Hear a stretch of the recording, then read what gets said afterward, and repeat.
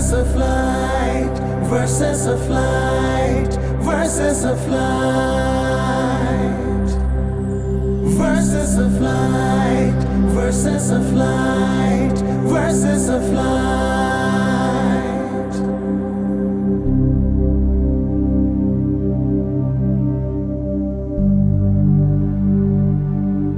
আসসালামু আলাইকুম রহমতুল্লাহ। জীবন ও বিজ্ঞানময় কিতাব আল কুরআনকে আরও গভীরভাবে জানতে এবং জানাতে বাংলাদেশে প্রথমবারের মতো টিকে গ্রুপ আয়োজন করেছে ব্যতিক্রমী এক অনুষ্ঠান, হিফজুল কুরআন প্রতিযোগিতা পুষ্টি ভার্সেস অফ লাইট। এই অনুষ্ঠানে আমাদের সহযোগী হিসেবে আছে green board, super board, super doors, পুষ্টি গ্লোরি, পুষ্টি হ্যাপি টাইম, ইগল ঢেউটিন, প্রিমিয়ার সিমেন্ট, স্যাম বন্ড, ইয়োপার, ফিল-আপ, ফ্রুটিয়ানা, হোয়াইট ওয়াশ, রেজাইনা এবং সাফ ডিটারজেন্ট। দর্শক, চলুন শুরুতে দেখে আসি কোরআন মাজিদের আশ্চর্যজনক বিষয় নিয়ে পর্ব মিরাকলস অফ কোরআন। আল কোরআনে বহু জায়গায় পানি চক্রের কথা এসেছে, যা আবিষ্কার হয় 1580 খ্রিস্টাব্দে প্যালামি কর্তৃক। মাত্র 1580 সালে বর্তমান পানিচক্র আবিষ্কার হয়। আল কোরআন এটা নিয়ে কথা বলেছে 1400 বছর আগে। আল্লাহ তাআলা বলেন, তিনি আল্লাহ যিনি দুই প্রকারের পানির স্রোতধারা সৃষ্টি করেছেন। একটি ধারা মিষ্ট সুপেয়, অপরটি লবণাক্ত। সূরা ফুরকানে বলা হয়, লবণাক্ত পানি আর মিষ্টি পানি কখনো মিক্সড হয় না। এ দুইয়ের মাঝে একটি বাধার কথা সায়েন্স বলছে এখন, অথচ কোরআন 1400 বছর আগে এ বাধার কথা বলেছে। কোরআনের এমন সৌন্দর্যে অনুপ্রাণিত হয়ে বাংলাদেশে প্রথমবারের মতো ছেলে প্রতিযোগীর পাশাপাশি এই প্রতিযোগিতায় অংশগ্রহণ করেছে মেয়ে প্রতিযোগীরাও। সারা দেশ থেকে অডিশন পর্ব শেষে আমরা পেয়ে গেছি 34 জন প্রতিযোগী, আর তাদের তেলাওয়াত মূল্যায়নের জন্য আমাদের সাথে রয়েছেন আন্তর্জাতিক খ্যাতিসম্পন্ন বিচারক মণ্ডলী। আমাদের সাথে প্রধান বিচারক হিসেবে আছেন ইন্টারন্যাশনাল কোরআন রিসাইটেশন অ্যাসোসিয়েশন ইকরা এবং institute of Quranic science and phonetic এর প্রধান কারি শায়েখ আহমদ বিন ইউসুফ আল আজহারি। আসসালামু আলাইকুম ওয়া রাহমাতুল্লাহি ওয়া বারাকাতুহু। আরও আছেন জর্ডান সরকারের শরিয়া ও কোরআন শিক্ষা বোর্ডের চেয়ারম্যান ডক্টর হাতিম সুহাইমাত। আসসালামু আলাইকুম ওয়া রাহমাতুল্লাহি ওয়া বারাকাতুহু। আরও আছেন দারুল কারার গাজীপুর মসজিদের সম্মানিত খতিব হাফেজ মাওলানা আব্দুল কাদের রহমানী। আসসালামু আলাইকুম ওয়া রাহমাতুল্লাহ। এবং আমাদের সাথে আজকের অনুষ্ঠানে বিশেষ অতিথি হিসেবে আছেন বিশিষ্ট ইসলামী আলোচক শায়েখ মাসুম বিল্লাহ বিন রেজা। আসসালামু আলাইকুম ওয়া রাহমাতুল্লাহি ওয়া বারাকাতুহু। প্রিয় দর্শক, পুষ্টি ভার্সেস অফ লাইট প্রতিযোগিতার প্রথম বিজয়ী পাবে নগদ 5 লক্ষ টাকা পুরস্কার, দ্বিতীয় বিজয়ী পাবে নগদ 3 লক্ষ টাকা, আর তৃতীয় বিজয়ী পাবে নগদ 2 লক্ষ টাকা পুরস্কার। বিজয়ীদের জন্য আরও আছে আন্তর্জাতিক বিশ্ববিদ্যালয়ে সম্পূর্ণ স্কলারশিপে পড়াশোনা সহ ওমরা পালনের সুযোগ। এছাড়াও সকল বিজয়ীদের জন্য থাকছে নগদ অর্থসহ টিকে গ্রুপের সৌজন্যে আকর্ষণীয় গিফট হ্যাম্পার। দর্শক, আজ মোট 6 জন প্রতিযোগী অংশ নেবে। প্রথমেই ডেকে নিচ্ছি বরিশালের বন্ধু দারুল উলুম খাজুরিয়া মাদ্রাসার ছাত্র হাফেজ মোহাম্মদ সায়েম সিপাই।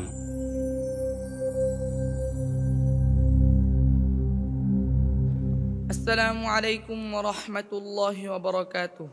وعليكم السلام ورحمة الله وبركاته. أهلا أبو صايم. اقرأ من قوله تعالى: أعوذ بالله من الشيطان الرجيم.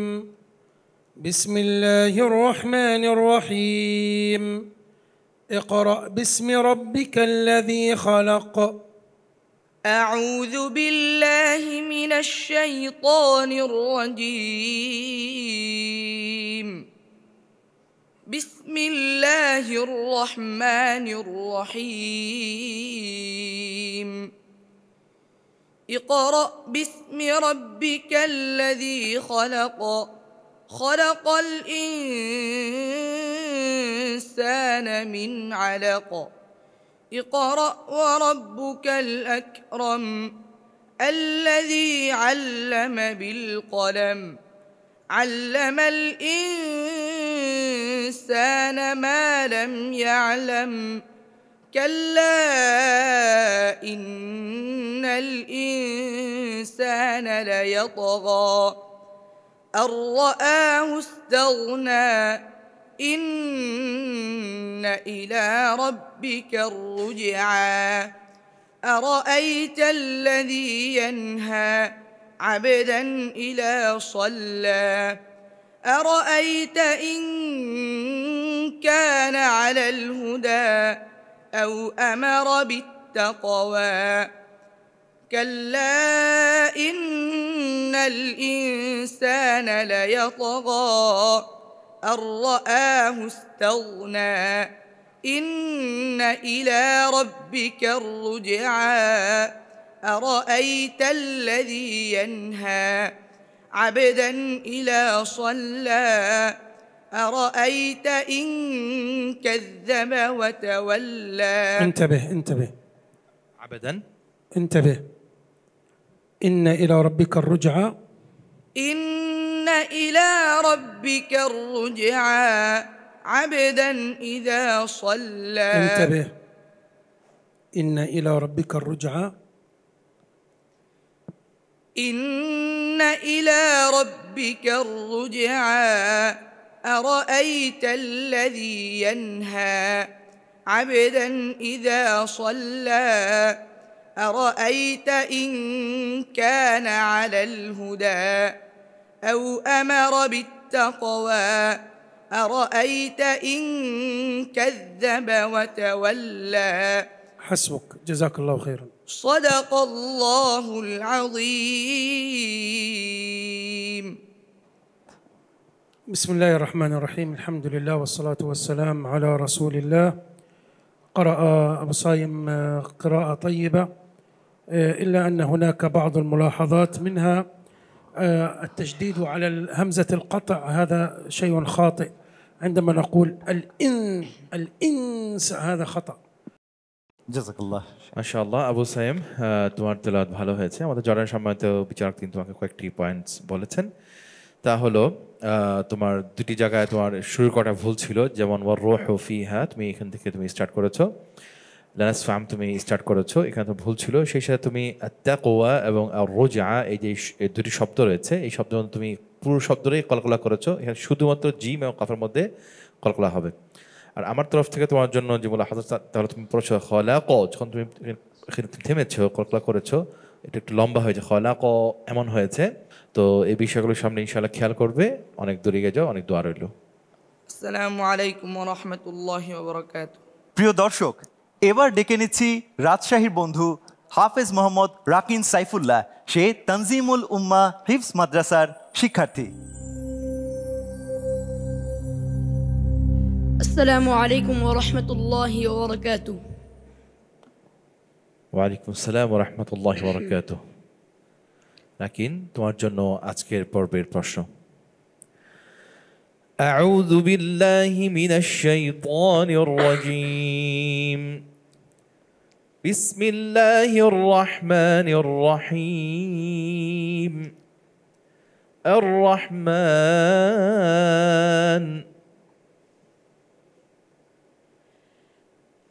أعوذ بالله من الشيطان الرجيم. بسم الله الرحمن الرحيم.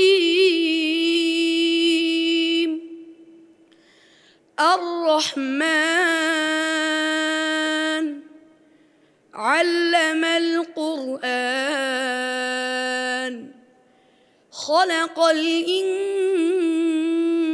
الإنسان علمه البيان. الشمس والقمر بحسبان والنجم والشجر يسجدان والسماء رفعها ووضع الميزان ألا تطغوا في الميزان وأقيموا الوزن بالقسط ولا تخسروا الميزان والأرض وضعها للأنام فيها فاكهة والنخل ذات الأكمام والحب ذو العصف والريحان فبأي آلاء ربكما تكذبان حسبك. صدق الله العظيم.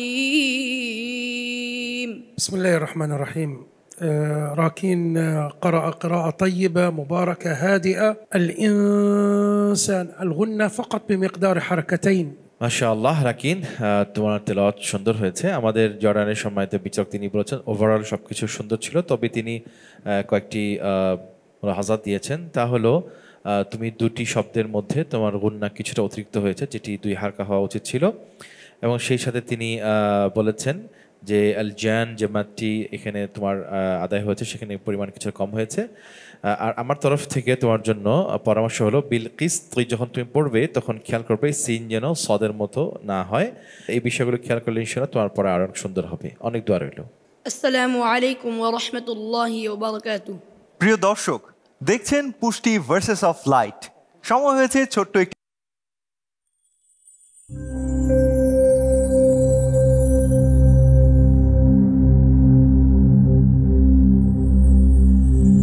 Verses of light, verses of light, verses of light.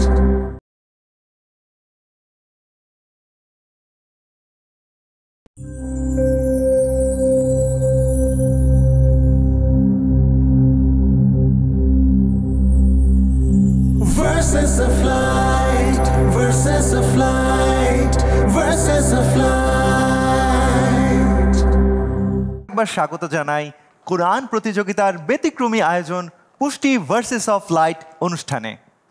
দর্শক, এই পর্যায়ে তিলাওয়াত শোনাতে আসছেন ঢাকা বিভাগের প্রতিযোগী নরসিংদীর হিফজুল কোরআন ইন্টারন্যাশনাল মাদ্রাসার ছাত্র হাফেজ মোহাম্মদ মাহমুদুল হাসান।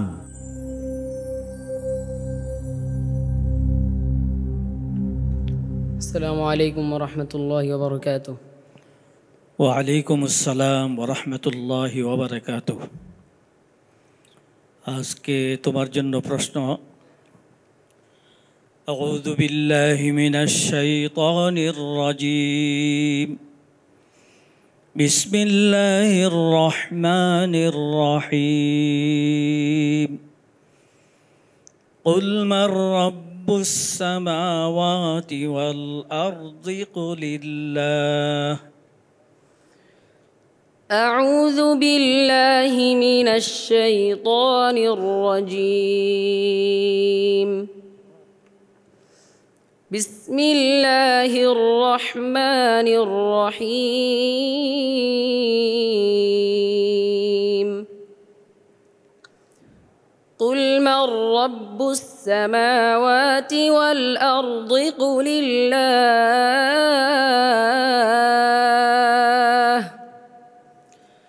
قل أفاتخذتم من دونه أولياء لا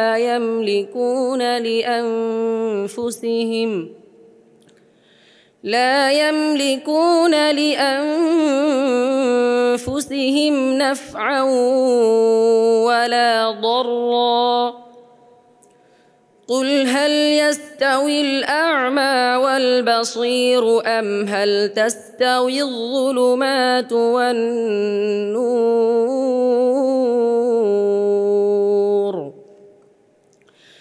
أم جعلوا لله شركاء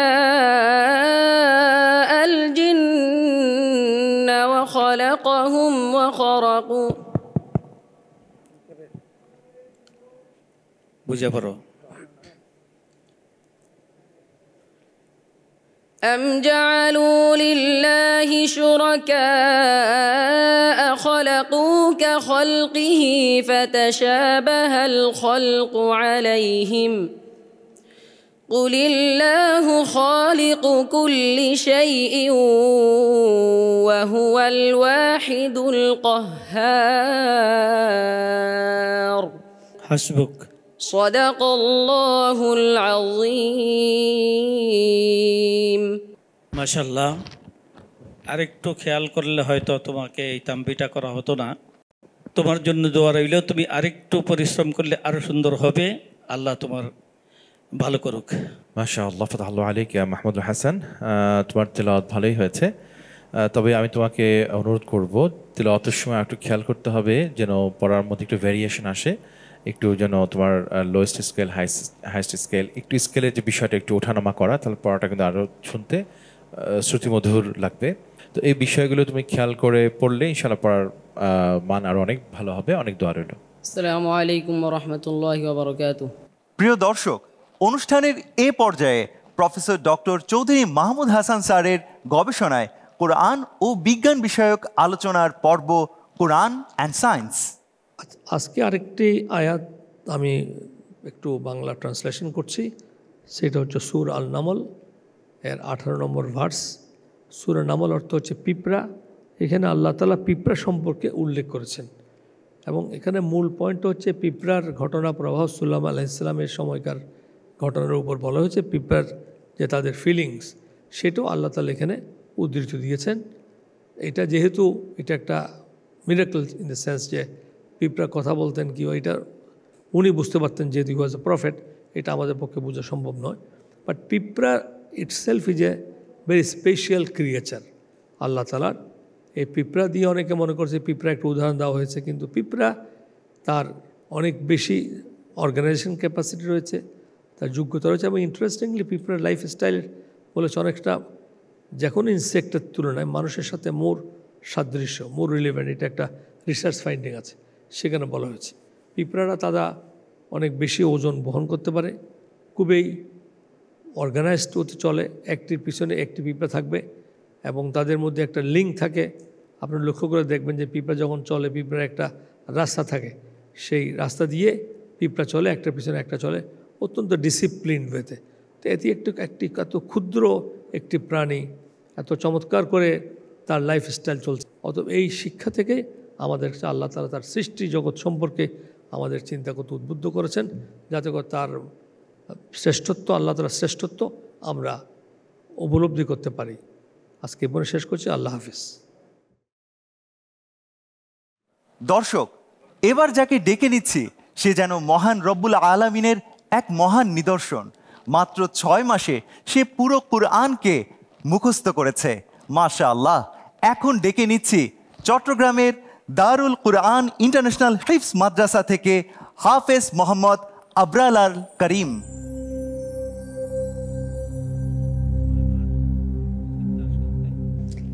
আসসালামু আলাইকুম ওয়া রাহমাতুল্লাহি ওয়া বারাকাতুহু। وعليكم السلام ورحمة الله وبركاته. أبرار أهلا وسهلا.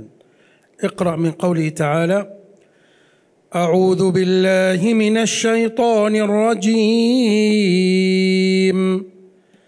يا أيها الذين آمنوا اتقوا الله وكونوا مع الصادقين. أعوذ بالله من الشيطان الرجيم.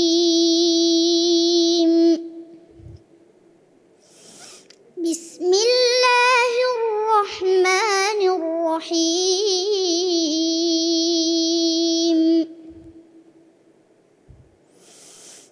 يا أيها الذين آمنوا اتقوا الله وكونوا مع الصادقين.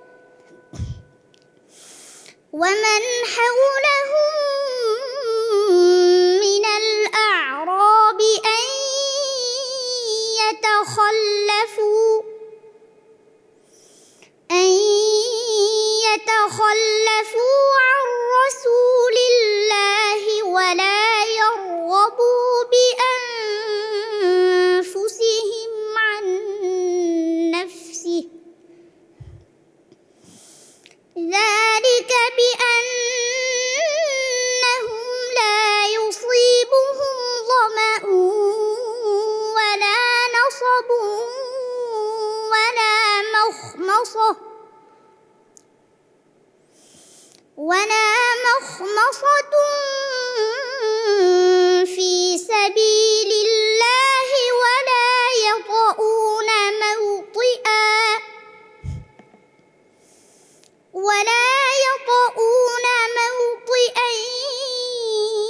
يغيظ الكفار ولا ينالون من عدو نيلا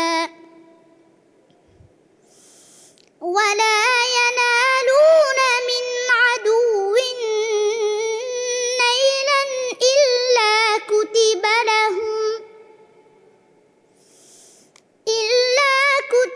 لهم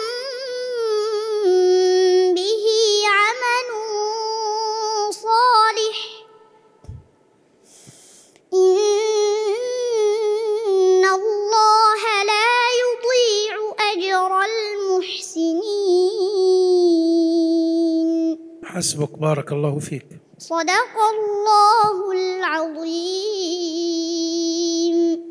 أبرار، بارك الله فيك وجعلك من خدمة كتاب الله والإسلام والمسلمين بهذا العمر الصغير، يعني تقرأ بهذه الطريقة آمين. وبهذا التمكن من الحفظ. بارك الله فيك. أعذر عمرك بنسبة النفس كان আমরা সবাই খুব অভিভূত হয়েছি তোমার তেলাওয়াত শুনে। আমাদের জর্ডানি সম্মানিত বিচারক তিনি তো বলেই ফেললেন যে এত অল্প বয়সে তুমি হিফজ করেছো, মাশাআল্লাহ। তিনি তোমার জন্য অনেক দোয়া করেছেন এবং শেষে তিনি বলেছেন যে তোমার জন্য ভবিষ্যৎ অনেক উজ্জ্বল, যে ইনশাআল্লাহ তুমি তোমার এই চেষ্টা অব্যাহত রাখবে এবং ইনশাআল্লাহ তোমার ভবিষ্যৎ উজ্জ্বল। জাযাকাল্লাহু খাইরান। আসসালামু আলাইকুম ওয়া রাহমাতুল্লাহি ওয়া বারাকাতুহু। প্রিয় দর্শক, দেখছেন পুষ্টি ভার্সেস অফ লাইট। সময় হয়েছে আরো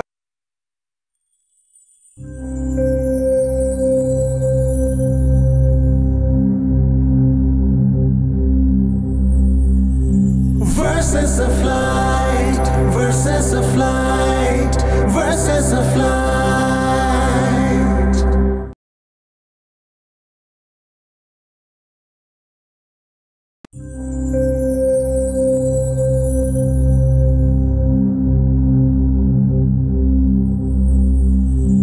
Verses of light, verses of light, verses of light. স্বাগত জানাই কুরআন প্রতিযোগিতার ব্যতিক্রমী আয়োজন পুষ্টি ভার্সেস অফ লাইট অনুষ্ঠানে। এই পর্যায়ে আমরা ডেকে নিচ্ছি কুমিল্লা থেকে আগত হাফেজ মোহাম্মদ মাসউদুর রহমান, যে তাহফিজুল কুরআন ওয়াস সুন্নাহ মাদ্রাসা থেকে হিফজুল কুরআন সম্পন্ন করে এসেছে।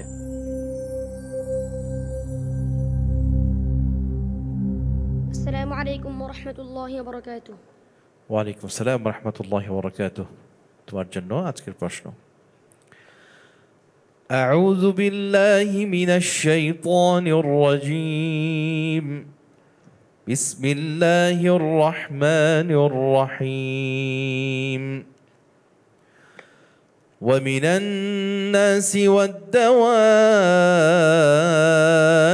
والأنعام مختلف ألوانه كذلك. أعوذ بالله من الشيطان الرجيم. بسم الله الرحمن الرحيم.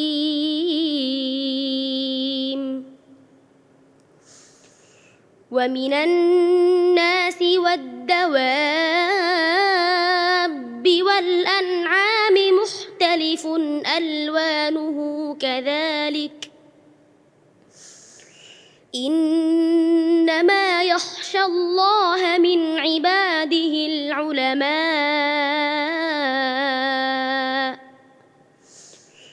إن الله عزيز غفور.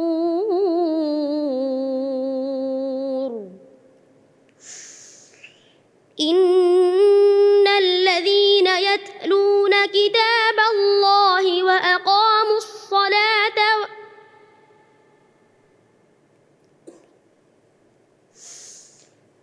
إن الذين يتلون كتاب الله وأقاموا الصلاة الصلاة وأنفقوا مما رزقناهم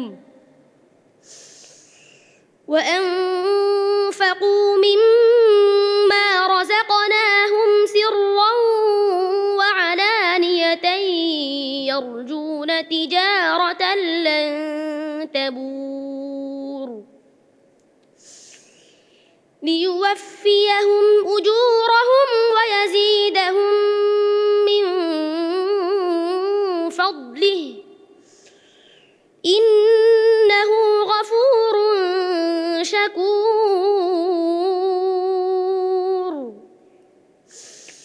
والذي أوحينا إليك من الكتاب هو الحق مصدقا لما بين يديه إن الله بعباده لخبير بصير. حسبك. صدق الله العظيم. بسم الله الرحمن الرحيم. محمود قرأ قراءة طيبة وممتاز، إلا أن في ملاحظة في التاء عندما تتوسط الكلمة وتكون ساكنة يكون حكمها الهمس وليس القلقلة. অত্যন্ত চমৎকার তেলাওয়াত ছিল। তবে আমাদের জর্ডানের সম্মানিত বিচারক তিনি তোমাকে কয়েকটি মুলাহাজাত বলেছেন। তার মধ্যে অন্যতম হলো তোমার গুন্নাগুলো অতিরিক্ত হয়েছে, মিন ফাদলি ওয়া মিনহুম মুকতাসিদ মিন যাহাব, এসব আরও দুইটি গুন্নার মধ্যে অতিরিক্ত হয়েছে। দুই হারাকার জন্য অতিরিক্ত না হয় খেয়াল করতে হবে। কেমন? অনেক দোয়া রইল, অনেক দূর এগিয়ে যাও। বারাকাল্লাহু ফিক। আসসালামু আলাইকুম ওয়া রাহমাতুল্লাহি ওয়া বারাকাতুহু। আজকের সর্বশেষ প্রতিযোগী হিসেবে চট্টগ্রাম তানজিমুল উম্মাহ গার্লস মাদ্রাসা থেকে আসছে হাফেজা খন্দকার ইশরাত জাহান।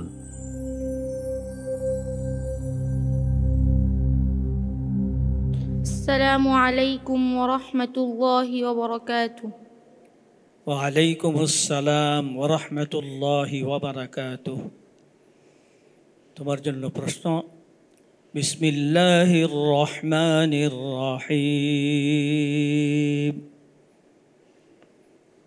الذين يظاهرون منكم من نسائهم. أعوذ بالله من الشيطان الرجيم. بسم الله الرحمن الرحيم. الذين يظاهرون منكم من نسائهم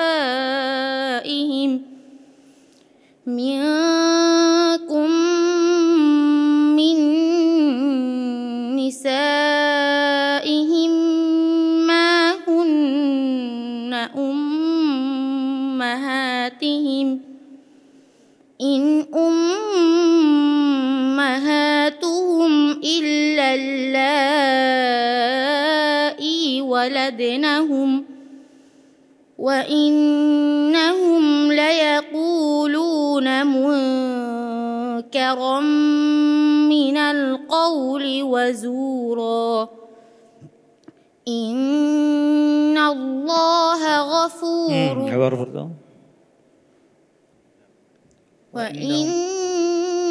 وإنهم ليقولون منكرا من القول وزورا إن الله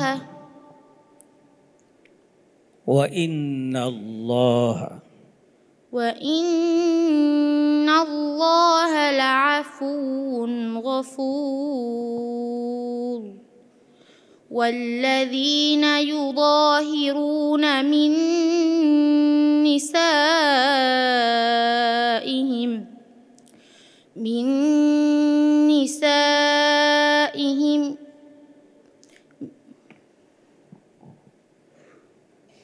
খেয়াল করে পড়ো। والذين يظاهرون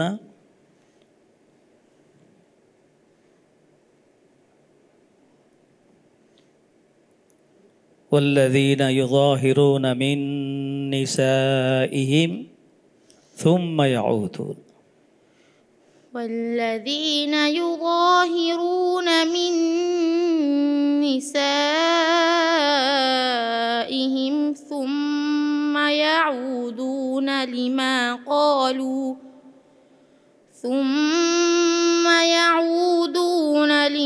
قالوا فتحرير رقبة من قبل أن يتماسا ذلكم توعظون به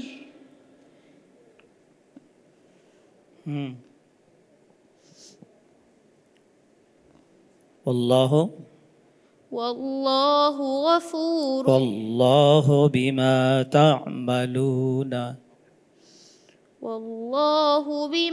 تعملون خبير حسبك صدق الله العظيم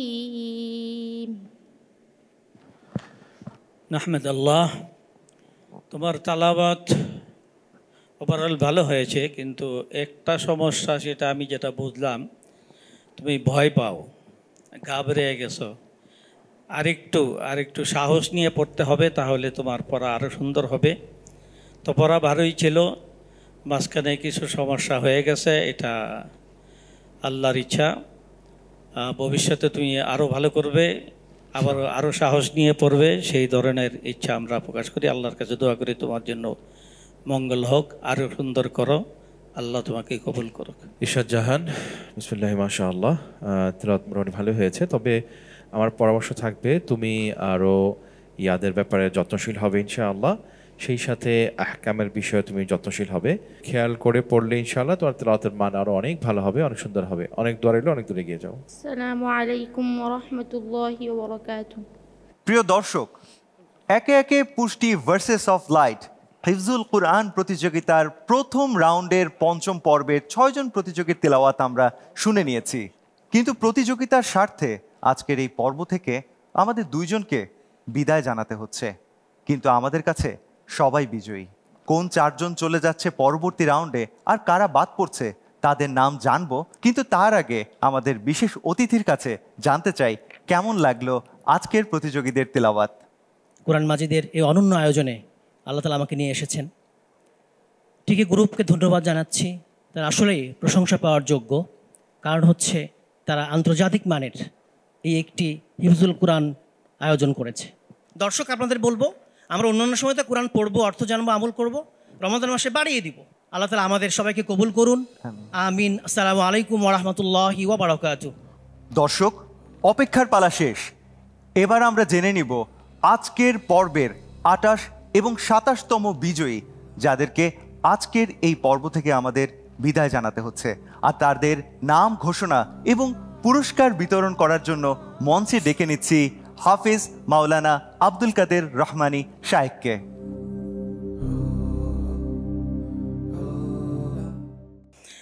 প্রথম জন হলো ইশরাত জাহান, দ্বিতীয় জন হলো আবু Saim.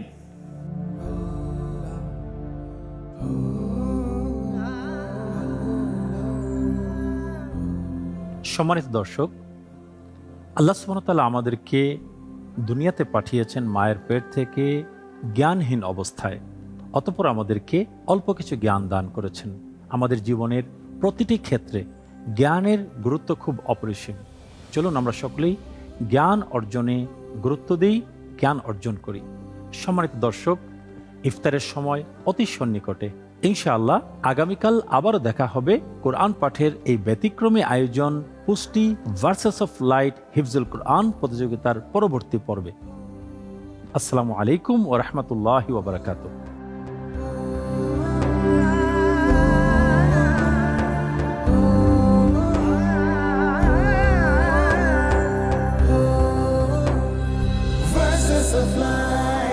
Verses of light, verses of light.